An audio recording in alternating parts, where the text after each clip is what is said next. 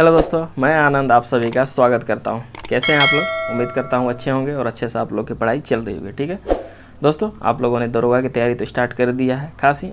और इसके अलावा आप लोग जान रहे हैं कि अभी आप लोगों को सुनने में आ रहा होगा कि BSSC जो है, मतलब कि बिहार SSC का भी जो है वैकेंसी फिर से आना वाला है ना। तो जो लोग बच्चे जिसका जो हाइट कम था या फिर कोई और प्रॉब्लम से दरोगा का फॉर्म नहीं भर सके हैं, उन लोगों के पास एक अच्छा मौका होगा BSSC बिहार SSC का फॉर्म डालने का और उसमें जो है सेलेक्ट होने का। ठीक है, तो आप लोग दरोगा की तो तैयारी कर ही रहे हैं, साथ साथ BSSC की तैयारी भी स्टार्ट कर दीजिए। जो किसी कारण से दरोगा का फॉर्म नहीं भर सके या फिर जिनका हाइट नहीं था, है ना, तो वो लोग जो अब इसमें जो है लग जाएं। ठीक है, तो पढ़ाई दोनों के लिए ही आवश्यक है। ठीक है, तो किताबें मैं बता रहा हूँ, आप लोगों ने किताबों का बहुत सारा जो है कमेंट किया था कि सर कौन सा किताब इसके लिए पढ़ा जाए, है ना, दरोगा के लिए कौन सा किताब पढ़ा जाए।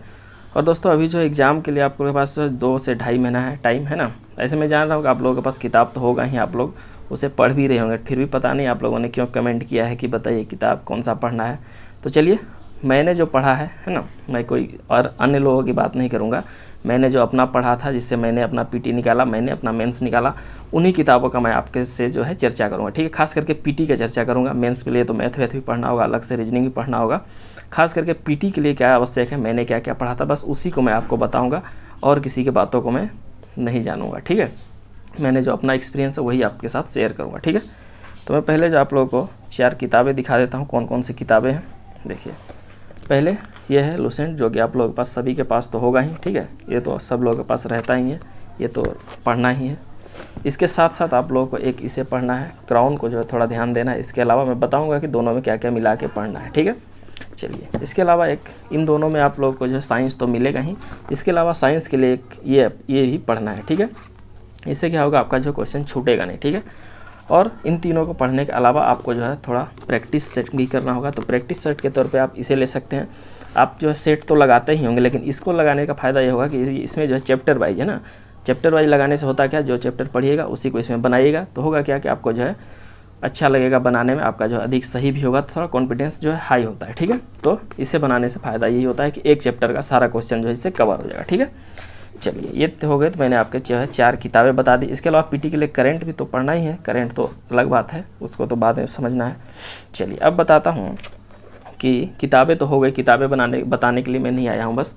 इसके अलावा आप लोगों को देखिए करना क्या है कि ये लुसेंट हो गया है ना।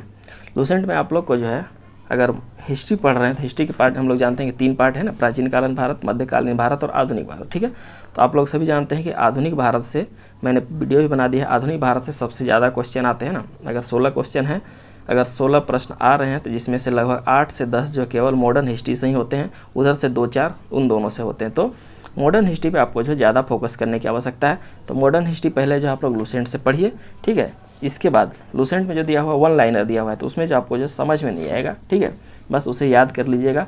लेकिन अगर समझ के पढ़ना है आपको तो इसे पढ़ना होगा। ठीक है, इसमें जो अच्छे से समझा के अलग अलग पैरा में दिया हुआ है, तो आपको ज़्यादा समझ में आएगा। ठीक है, आपके दिमाग में बैठेगा। ठीक है, इसके अलावा जो है स्वतंत्रता आंदोलन को जो 3 चरण में बांट के दिया गया, प्रथम चरण, द्वितीय चरण, तृतीय चरण, तो वहाँ से भी अगर इसे आप पढ़ते हैं तो वहाँ से जो क्वेश्चन आपका छूटेगा नहीं। ठीक है, तो ये हो गया आपका मॉडर्न हिस्ट्री से, जो इससे आप लोगों को ज़रूर पढ़ना है, क्राउन से ज़रूर पढ़ना है, केवल लुसेंट पढ़ना नहीं है। ठीक, लुसेंट तो पढ़ना ही है, इसके अलावा इसे भी आप लोगों को ज़रूर पढ़ना है। ठीक है, ये हो गया उसकी बातें।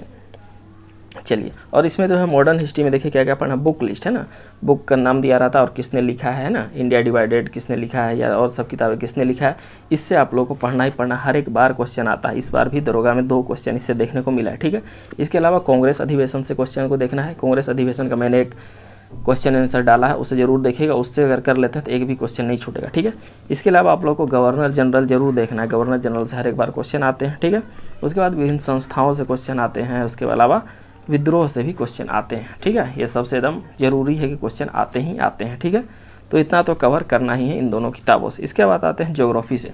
ज्योग्राफी में आप लोग को जो है किसी एक से भी पढ़ सकते हैं, अगर आपके पास टाइम है तो दोनों से पढ़िए, सही रहेगा। ठीक है, जो थोड़ा बहुत इधर उधर छूटता है तो दोनों बुक से पढ़ने से कवर हो जाता है। इसके अलावा देखिए आप लोग को दोनों से क्या क्या पढ़ना है, वन्य जीव अभ्यारण्य दोनों से पढ़ना है। ठीक है, वन्य जीव अभ्यारण्य दोनों से पढ़ना है। क्यों पढ़ना है, क्योंकि कुछ वन्य जीव अभ्यारण्य लुसेंट में छोड़े हुए हैं, कुछ इसमें छोड़े हुए हैं। अगर दोनों को मिला देते हैं तो पूरी तरह से 100% वो हो जाएगा। ठीक है, इसके अलावा जो नए बने हैं वो करंट का टॉपिक होगा। ठीक है, इसके बाद नदी घाटी परियोजना, जी नदी घाटी परियोजनाएँ जो है ना, भाखड़ा नांगल, ये सब जो है ये सब दोनों से पढ़ना है, ठीक है। कुछ उसमें है कुछ इसमें है, दोनों को मिला के पढ़ लीजिएगा तो अच्छे तरह से कवर हो जाएगा। इसके अलावा जो है पढ़ता है, उसके बाद जो है ज्योग्राफी में आपको जो है वर्ल्ड ज्योग्राफी में सारे महादेशों को देखना है। महादेशों से भी क्वेश्चन अक्सर आ जाते हैं, ठीक है। तो सारे महादेश जो हैं उसे हम लोगों को देखना है, ठीक है।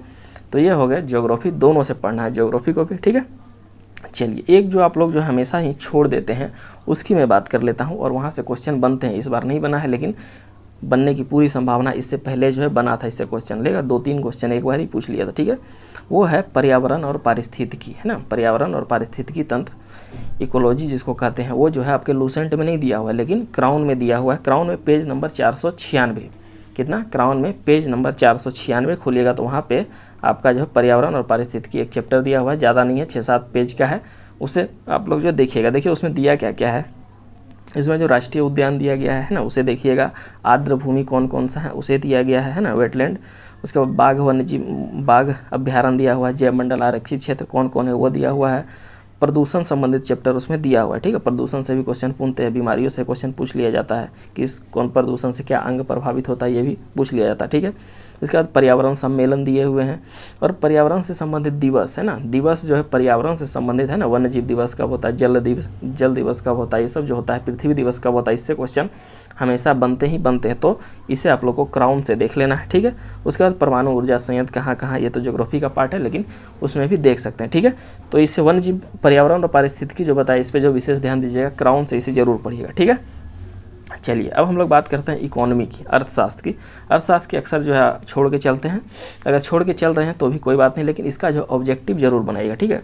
ऑब्जेक्टिव बना लेते हैं या फिर प्रीवियस ईयर कहीं से बना लेते हैं, तो उसी से क्वेश्चन जो है रिपीट इससे हो जाते हैं, 1-2 पूछता है, हो जाएंगे। इसमें आप लोगों को देखना क्या क्या, देखिए जीडीपी से संबंधित क्वेश्चन जो होता है, जीडीपी, एनडीपी, ये सबसे।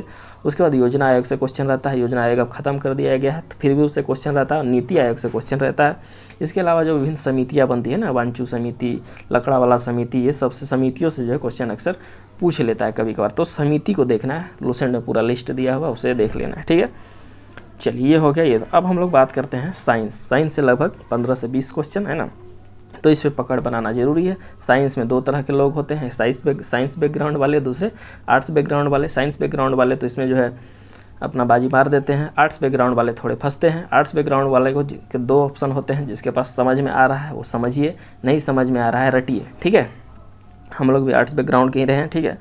तो जहाँ समझ आ रहा है समझिए, नहीं समझ आ रहा है तो रटिए। रटने का सबसे अच्छा माध्यम क्या होता है, 1 लाइनर पढ़िए, ऑब्जेक्टिव बनाइए, ठीक है। तो ये इन दोनों में तो लूसेंट तो आपको पढ़ना ही है एक। उसके बाद अगर वो पढ़ लेते हैं तो इसे आप लोग को पढ़ने से फ़ायदा क्या होगा, ये 1 लाइनर दिया हुआ है, ठीक है। 1 लाइनर दिया हुआ है और पूछा हुआ दिया हुआ है। और इसमें होता क्या है, साइंस में जो क्वेश्चन अक्सर रिपीट ही होते हैं, ठीक है। वो कहीं ना कहीं पूछा हुआ क्वेश्चन रहता है, वही जो इधर उधर आता है, तो इसे आप लोगों को पढ़ना है। इसमें आगे जो है पूछा हुआ दिया हुआ, पीछे जो मॉडल सेट दिया हुआ है, दोनों को बनाइए। और बीच में जो है सेट प्रैक्टिस के लिए दिया हुआ है, उस सेट को भी लगाइए, ठीक है। तो इससे जो आपका नहीं छूटेगा। इसके बाद अगर चैप्टर वाइज पढ़ना है, चैप्टर वाइज के लिए ये है, ठीक है। अगर आपको जो है फिजिक्स और केमिस्ट्री नहीं पढ़ना है तो बायोलॉजी तो ज़रूर पढ़ना है, क्योंकि फिजिक्स, केमिस्ट्री, बायोलॉजी में सबसे ज़्यादा क्वेश्चन किससे आते हैं, बायोलॉजी से सबसे ज़्यादा क्वेश्चन आते हैं। तो बायोलॉजी आपको जो हर हाल में पढ़ना है। और बायोलॉजी में भी अगर जगह ह्यूमन बॉडी को अगर आप कंट्रोल कर लेते हैं, ठीक है, तो आपका जो अधिकतर क्वेश्चन ये ह्यूमन बॉडी मतलब कंकाल तंत्र, पाचन तंत्र, श्वसन तंत्र है ना, उत्सर्जन तंत्र, इन्हीं सब चीज़ों को अगर पढ़ लेते हैं तो यहीं से आपके जो ज़्यादा से ज़्यादा क्वेश्चन आ जाएंगे, ठीक है। उसके बाद पादप से भी क्वेश्चन आते हैं, पादप हार्मोन से, या फिर फल फूल पत्ती, उनके प्रजनन अंग कौन कौन है, इससे जो क्वेश्चन आते हैं, पिछले बार भी ये आए हैं, ठीक है। तो वहाँ से आपको वो कवर करना होगा, ठीक है। चलिए, ये हो गया आपके जो है साइंस, ठीक है। और साइंस का मैंने बता दिया, स्पीडी सेट बनाना है वो तो है ही। इसके अलावा मैथ से 5 क्वेश्चन आते हैं, ठीक है। तो जिन लोगों का मैथ अगर बेसिक भी सही है तो वो लोग मार देंगे बाजी, ठीक है। उससे जो 4-5 क्वेश्चन आते हैं एकदम इजी आते हैं, वो जो आप लोग जो है बना दीजिएगा। अगर आप लोगों के पास टाइम है तो बेसिक इसका जो है यूट्यूब से कहीं से पढ़ सकते हैं, या फिर आपके पास यूट्यूब अच्छा रहेगा, क्योंकि उसमें जो समझ के पढ़ लीजिएगा। नहीं तो आपके पास एक वो कौन किताब होता है, आर.एस. अग्रवाल, हाँ, आर.एस. अग्रवाल से भी आप लोग जो उसका बेसिक थोड़ा बहुत देख सकते हैं, लेकिन फिर वहाँ समझ में आपको नहीं आएगा, है ना। तो समझने के लिए आपको यूट्यूब पे किसी टीचर को अगर देख लेते हैं तो सही रहेगा, ठीक है।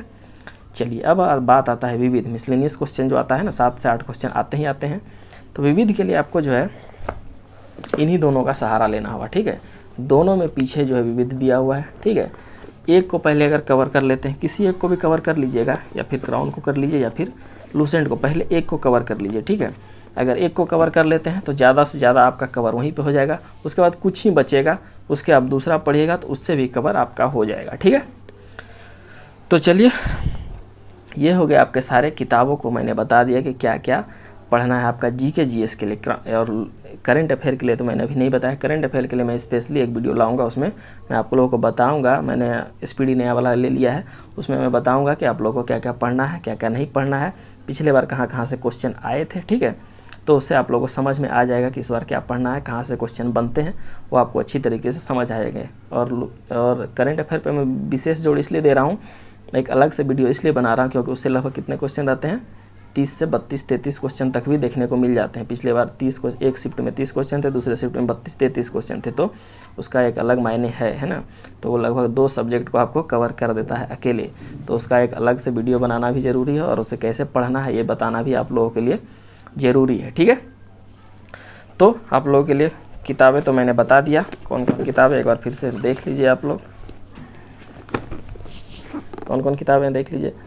साइंस हो गया, लूसेंट हो गया, एक ऑब्जेक्टिव हो गया, तीसरा चौथा क्राउन हो गया। ठीक है, इन लोगों पे, इस चारों पे आप लोग अच्छे तरह से पढ़िए पहले। ठीक है, इसके बाद आपका जो मैं अगला वीडियो लाऊंगा करंट अफेयर को कैसे कवर जाए। ठीक है, तो चलिए उम्मीद करता हूँ आप लोगों को ये पसंद आएगा और इसे जो आप लोग फॉलो भी करेंगे। ठीक है, और आप लोगों को कुछ सुझाव देना या फिर कुछ नीचे लिखना हो कमेंट बॉक्स में तो ज़रूर लिखिएगा। अगर मैंने कुछ इसमें छोड़ दिया हो तो आप लोग ज़रूर लिखिएगा, और कोई बुक आप लोग ऐड करना चाहते हैं तो ज़रूर कीजिएगा। ठीक है, और ये मैंने जो बुक बताया है ये नए लोगों के लिए है। ठीक है, जो एकदम नए तरीके से अभी पढ़ रहे हैं, पहली बार देना है या फिर दूसरी बार देना है, ज़्यादा तैयारी नहीं है, उन लोगों के लिए। जो लोग पहले से पढ़े हुए हैं, लूसेंट पढ़े हुए हैं, क्राउन पढ़े हुए हैं, उनके पास तो बहुत सारे ऑप्शन हैं। ठीक है, वो लोग तो आप लोग जो है NCERT का सार संग्रह भी बना सकते हैं, और भी बहुत सारी किताबें हैं, सब पढ़ सकते हैं। लेकिन जिनके पास अभी कुछ नहीं है, ठीक है, एकदम नए हैं, ज़्यादा नहीं पढ़े हैं, आपको PT पास करना है, तो ये रामबाण है। ठीक है, इतना पढ़ के आप जो आसानी से पास कर सकते हैं। और अभी से आप अगर ज़्यादा नए हैं और ज़्यादा किताब पे भटकिएगा तो फिर भटक जाइएगा। ठीक है, PT नहीं निकल पाएगा। ठीक है, अगर नए हैं तो कुछ किताबों पे ही कमांड कीजिए, आपका PT आराम से निकल जाएगा। और पुराने हैं तब तो कोई बात ही नहीं, वो लोग तो मास्टर हैं, 2-4 किताब तो अलग से एक्स्ट्रा पढ़ ही सकते हैं। ठीक है, तो चलिए आज के वीडियो में इतना ही, कमेंट बॉक्स में ज़रूर लिखिएगा। धन्यवाद।